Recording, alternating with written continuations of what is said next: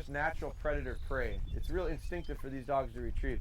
Is anybody's dog here, did they have struggles with retrieving? I'll put my hand up because Spry does. Just getting the early on retrieves, what would she do? Whatever you called it yesterday. Victory laps, big hot laps. Yeah, so running off with it. I had a problem myself with Spry. She just wouldn't pick it up. I'd throw it out there and she'd want to play with it. She wouldn't even pick it up. And you want to talk about frustrations. Where's Natalie? You want to talk about seeing someone frustrated. I saw frustration out of you there. Magnetize that by about 100,000 because that was me. And I got proof. We filmed it. I filmed it. It was embarrassing. So my little puppy just struggled to even pick it up. Now, it took a while and eventually she started to a little bit. Hard on retrieves? Wouldn't pick it up? You were in the same boat with me. Now, still, or was that in the beginning? Still. Okay. That one's going to go up into the little heifer barn. So part of the ways we fix that is our setup. Where do we do this? The running off problem is we give them an opportunity and they'll take advantage of it usually. So I tried starting out with retrieving in the hallways because I like this natural back and forth, back and forth, back and forth. But when you got a dog that won't even pick it up, what do? Well, a lot of people would recommend the idea of you push through that. You figure out a way to get that dog to retrieve. You know what my way was? There's a saying that I really like. Nature never rushes, yet everything is accomplished. It's deep, right? I mean, it's true. Nature doesn't care. It never rushes anything, and everything is accomplished. Every year it happens. So my approach with my dog that wouldn't retrieve Spry was she's not ready for it yet. So I stopped doing it. And I waited until she was ready. And I don't know what was the point that I knew she was ready. I don't know. I don't know. It happens when it happens, and I'm okay with that. It did eventually happen. I had to get a little creative with it, and I had to incorporate a few things because she healed for me well, so I used that. I talked about how I used a little lead and I put a little pressure and I tapped to her neck and all of a sudden she came to me. For whatever reason, she decided that it was okay to pick stuff up. I didn't start out with these bumpers. These are my favorite kind of bumpers. They're fire hose bumpers. I saw a lot of people had them. I use a balled up sock. I don't care what. Retrieve's a retrieve. Even today when my pups pick stuff up, Spry picks up a stick, that's an opportunity for a training. Remember, they're always learning, so I'm always training. So when the pup picks something up and has it in her mouth, I call her to me. I do everything I can to get her to come to me. And I tell her, hold, hold, hold, hold, hold, and I take it out. And then I realize if I don't want her picking up random things, I don't let her have the opportunity to pick random things up. If it's the slippers, put your slippers away. If it's stuff around your house, teach the dog to go on place. They can't get your slippers if they're on place, or in their kennel, or with you under control. And they certainly can't get the slippers if the slippers are put away. So, how do you fix all that stuff? You just take a little bit of a step back and look at it and go, you don't want your kids to get into stuff, don't put the stuff out. So, same with the dog. So, but the retrieving is visual. Throw it, they go get it, they chase it down, they pick it up, they bring it back. Usually, most of them do it pretty naturally. And that's why most people spend a lot of time on it. And that's usually what we need the least amount of time on, because there's very few dogs that are very naturally steady. So most people want to work on retrieving and not on steadiness, because steadiness is hard and it takes work and it's uncomfortable and it can be frustrating. So we usually skip that. When you're a weightlifter, I'm not. Where's Nick? He looks like a weightlifter. When you're a weightlifter, Nick's got Jeremy Anderson hands. They're baseball mitts. So when you're a weightlifter, Nick, and you got a really big upper body, and you got chicken legs. You've ever seen that guy at the gym? He's got little bitty legs, but he's got a big chest, and his arms are huge, and he looks really good until he shows that he doesn't know what a squat bench or rack, or I don't know the lifting terminology, but the weightlifting part, big upper body, lower upper body. If you're a personal trainer and you're worth your salt, what should you tell that person to help them become more developed and well-rounded? You should probably tell him, let's take it easy on the upper body stuff for a week or two and let's focus on your weaknesses. Let's not focus on the stuff that you do really well. If you're a basketball player and you're an excellent shooter, Owen, you're a pretty good shooter, right? Aspiring young basketball player. He's a really good natural shooter, but he can't handle the ball. What should we work on, Owen? Should we work on you shooting the ball? Or should we work on your ball handling that you struggle with? Because in order for him to play basketball, he has to dribble. That guy is exposed really quickly on a court if he can't handle the ball. And he can be the best shooter in the world, but he'll never be able to put anything towards your team positive if he can't handle the ball. So we got to work on stuff that they don't do well. That's steadiness. Now, the start out easy way of doing this, I'm going to use Taylor. And the reason I'm using Taylor instead of Ellie is because Taylor is as close to a finished dog as I've ever had, probably. I don't think they're ever finished, but she's close. And when you throw, with her, this is the puppy stuff. This is the simple stuff. Ellie, I'm working on some of the more advanced stuff with that Taylor already knows.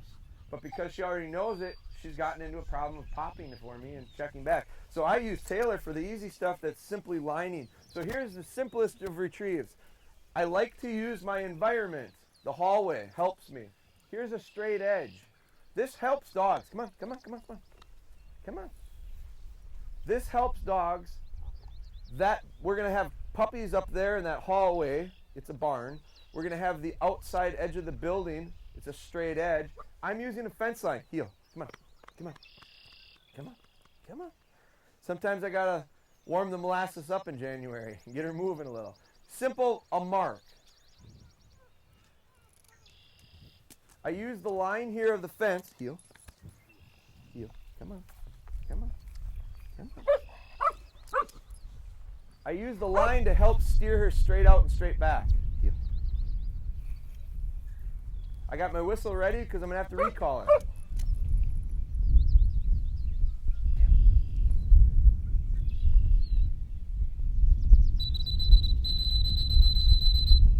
There's a lot of world out there, but I've taken 50% of it away by having a straight edge. Come on, come on, come on. Good. That's pretty simple.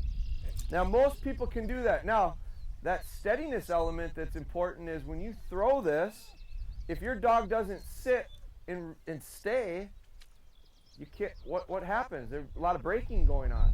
So when we were downstairs yesterday doing steadiness, that's why. So that we can get the dog to be steady. So we'll put them on their lead, and if they break, I'll correct them. Now that's simple. That's a marked retrieve. Visually, she marked it. Saw it go down, went and got it, brought it back.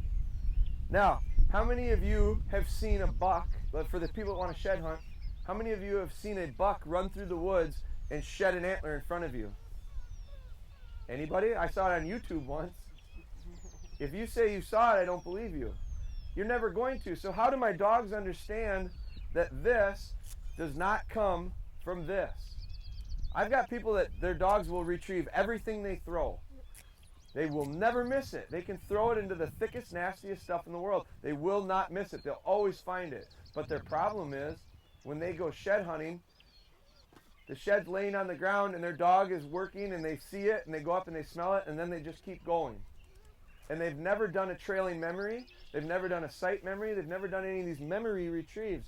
The memory retrieve is how I bridge the gap. I teach a dog to understand that it doesn't always have to come out of my hand. When I shoot ducks, they don't come out of my hand. When I shoot pheasants, they don't come out of my hand. But they're moving. So they're kind of like me throwing it. But the shed is stationary.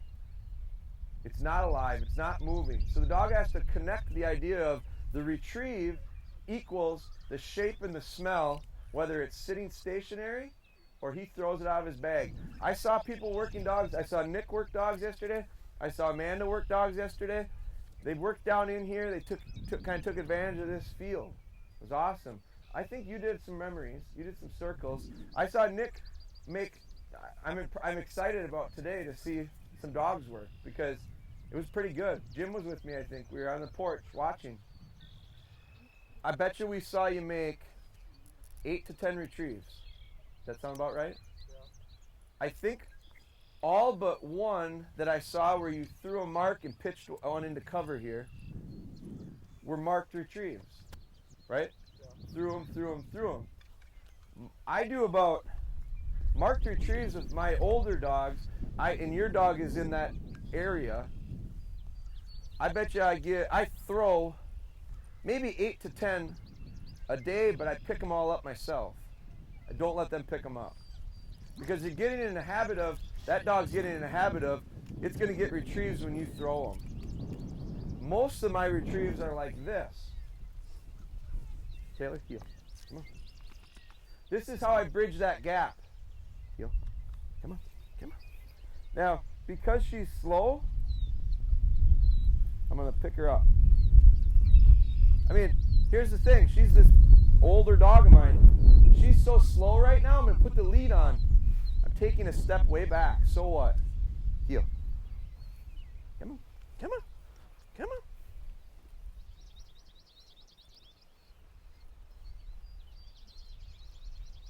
Nope. Heel. Now, what's the difference between the last retrieve I just did and this one? I got one too. A little bit of delay, a little time in between here. Taylor.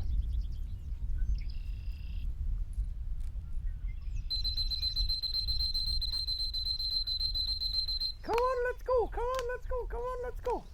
Good. Now, when I line her up, I send her on her name, Taylor. The reason I do that is because I'm going to work multiple dogs. No different than when I do heel work, I start out with their name. Because as I get into more dogs, I can't just say, get back, or fetch, or whatever, because I say fetch, 2 dogs go at the same time. I send them on their name for that reason. So, what was the difference between that? I heeled it down, dropped the bumper, reverse heeled, came back, center on it. Put a little distance in and a little time. Now that's how I add distance. I saw Nick threw bumpers. He's got a pretty good arm. He was an athlete, I believe. He's got a pretty good arm. But every bumper that he threw, and I asked, I said, did he just throw that? Like, it was really up there. Every one of them, after watching him throw 4 or 5, I bet you they landed within 5 yards of each other distance-wise. Like, I know how far he can throw, because I bet you if I send his dog on a blind line, I bet you his dog runs a certain distance and stops to hunt. Most guys do. I've seen it a lot of times where you get out hunting and they line a dog up for a bird. The bird sailed. They line the dog and they send it. You know where it lands? About where Maddox is. Because you know how far I can throw? About to where Maddox is. So when we throw it the same distance every single time, our dog memorizes how many steps it takes to get to the bumper. Well, how do you extend that? Because I need dogs to work further than I can throw. This is cover. It's hard for dogs mentally to work into cover. It's like a brick wall. Sometimes it's as simple as a shadow of a tree line in a field. They hit it and they want to work the edge of it. They just don't want to go into it. It's a mental thing. That's cover. It's hard for some dogs to run through it mentally. They'll run around it. This is a tree line and a fence, and there's a ditch. And then there's another field. This is how I can't throw it that far, but I certainly can set it up with trailing memory. So watch this trailing memory. Now, if we sent a dog, and my dogs too, if I sent them on a blind, they'd run to that fence line and they'd hunt that fence line. Because the majority of the time we'd put bumpers out at that fence line. Watch this, heel.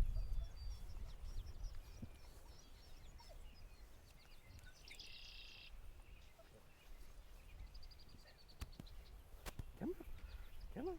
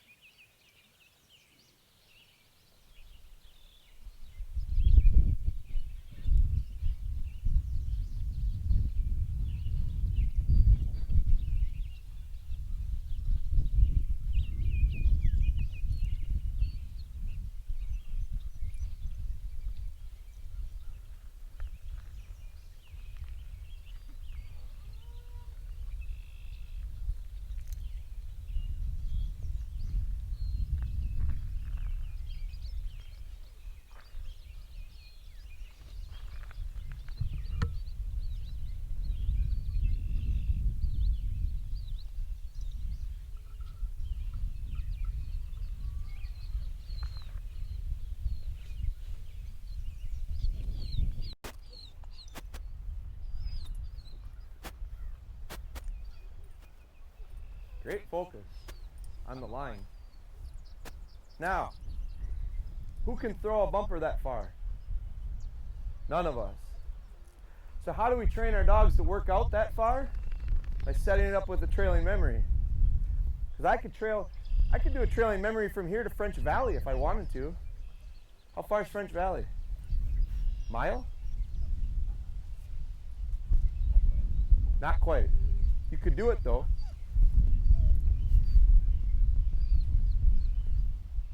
Tail.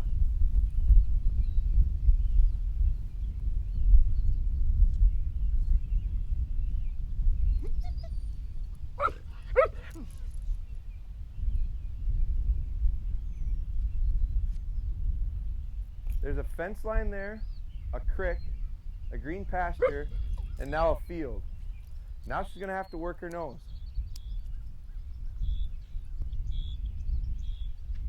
Because you know what she just did? She hit the edge of the field and stopped.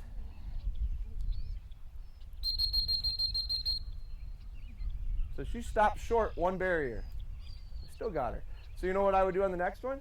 I'd go even further into that field. And I'd start getting her to understand I got to go through lots of barriers at times. Come on, let's go slow-mo. Come on.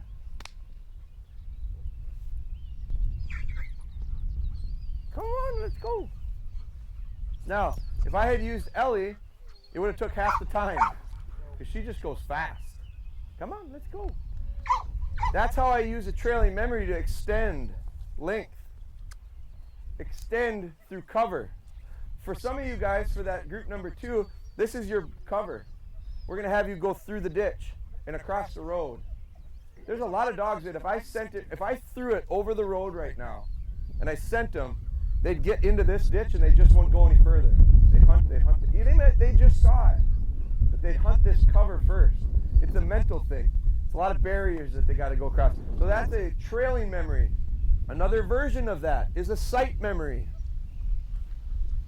Dog sits on remote sit.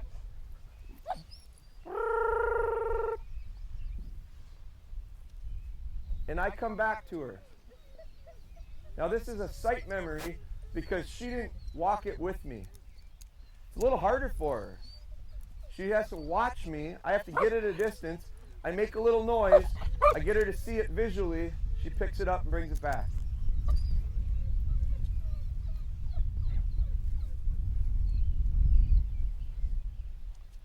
See how she started short there? When I can read her, you'll start. This is opportunities to read your dog well. At about halfway to it, she put her nose down and started to hunt. Dead. Hunting out and hunting back is something that my dogs do and I accept. I'm good with it. We were talking, where's Jeff? We were talking some field trial stuff earlier. Field trial dogs are discouraged. You do not want them hunting out and hunting back. They're markers. They mark visually. They see a bird at 500 yards drop. They're built to hunt to a spot, but not hunt out and not hunt back. You know what that takes? It means they have to get not as good a noses, because their noses will get them into trouble. Who here has a dog that thinks their nose might get them into trouble when they come off lead? I think some people aren't raising their hand. I think sometimes I'm worried about that. Because their noses are so good, they're naturally gamey. So we gotta work for, I don't mind a dog working out and working back as long as I can continue to get him to work out. If she hunts her way out, I'm good with it. But I'm a hunter, so I'm fine with that. Now, so that was marked retrieve, trailing memory, sight memory. The last one's a circle memory. Circle memory is fun. I like them. They add a bunch of stuff. It goes back to the way our dogs think in circles. So let's heal these. Now this was by design. We made you guys sit with your dogs for 10, 15 minutes here. About what it took, maybe 20 minutes. Now we break that mentally. This was your second stop in the cyclical training. You guys went for heel work. to steadiness and observation and honoring. That was an honoring drill for all of you.